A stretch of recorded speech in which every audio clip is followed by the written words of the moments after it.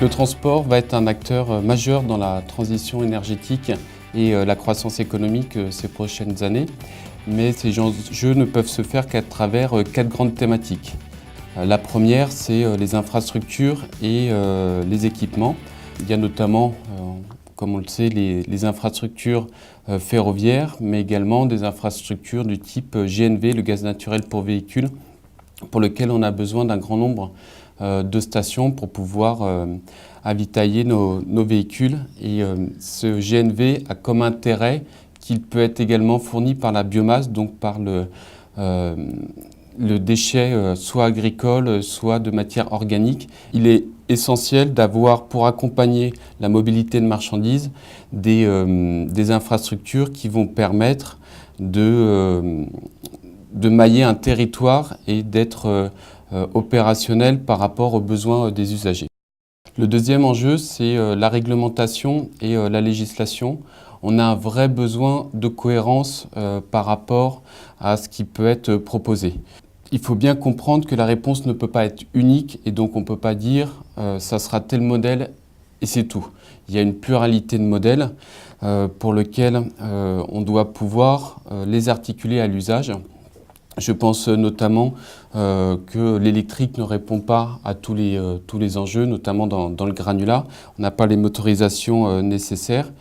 Et par exemple, interdire le diesel, c'est interdire l'Euro 6, alors qu'il y a des milliards d'euros qui ont été mis sur la table pour faire de la recherche et développement et que les caractéristiques et les performances de ces moteurs-là sont extrêmement pertinentes. Donc l'idée, c'est qu'à court terme, on sache être force de proposition en disant comment on accompagne le marché pour passer de l'Euro 4, 5 directement à l'Euro 6 et non interdire et bloquer un certain nombre de véhicules qui rouleraient encore en diesel Euro 6.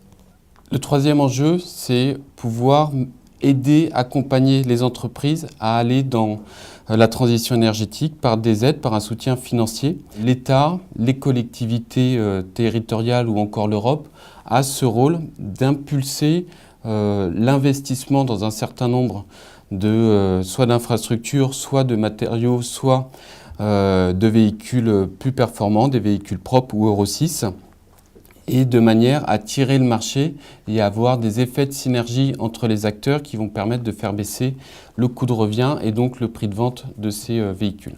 Actuellement, vous avez 2 types de motorisation qui vont permettre de répondre aux besoins de la transition énergétique et la réduction d'émissions de gaz à effet de serre, donc le CO2, et de polluants locaux.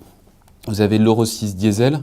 On sait par exemple qu'un Euro 6 diesel diminue quasiment par 40 ses émissions de polluants locaux par rapport à un Euro 3.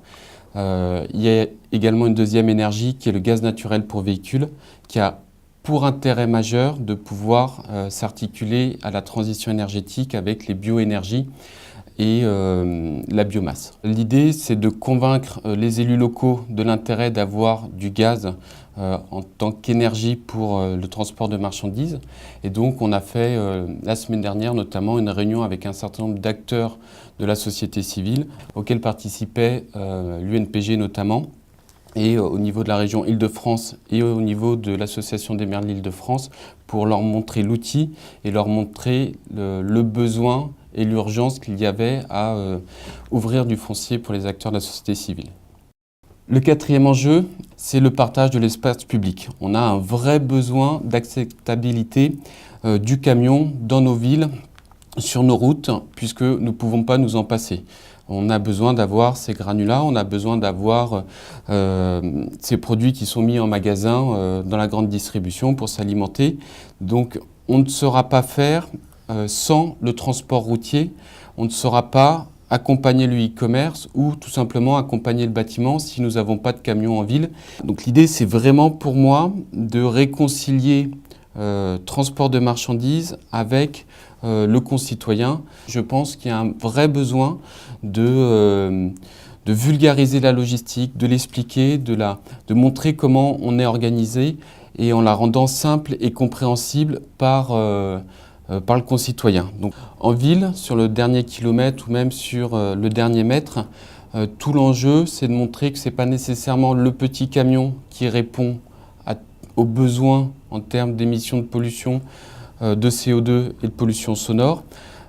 Qu'un gros camion pourrait, ou un camion un peu plus important, un poids lourd, permettrait de réduire à l'unité logistique ces émissions et de montrer qu'il y a un certain nombre de technologies qui existent actuellement et qui permettent de mettre en sécurité le concitoyen. Donc trouver des plans de communication pour montrer et faire comprendre la pertinence du véhicule industriel actuel.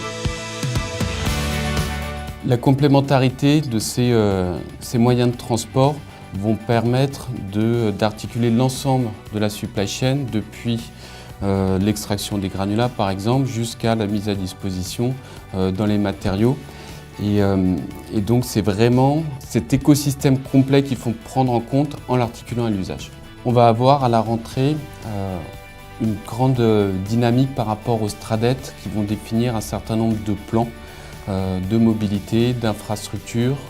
Et donc il est clé, à mon avis, que des acteurs comme l'UNPG, mais ou la société civile plus généralement, sachent s'engager dans ces plans et sachent être force de proposition pour montrer quels sont leurs besoins, quelles sont leurs attentes et quels sont les gains escomptés par rapport aux infrastructures ou aux mécanismes qui seraient mis en place dans le cadre de ces différents plans.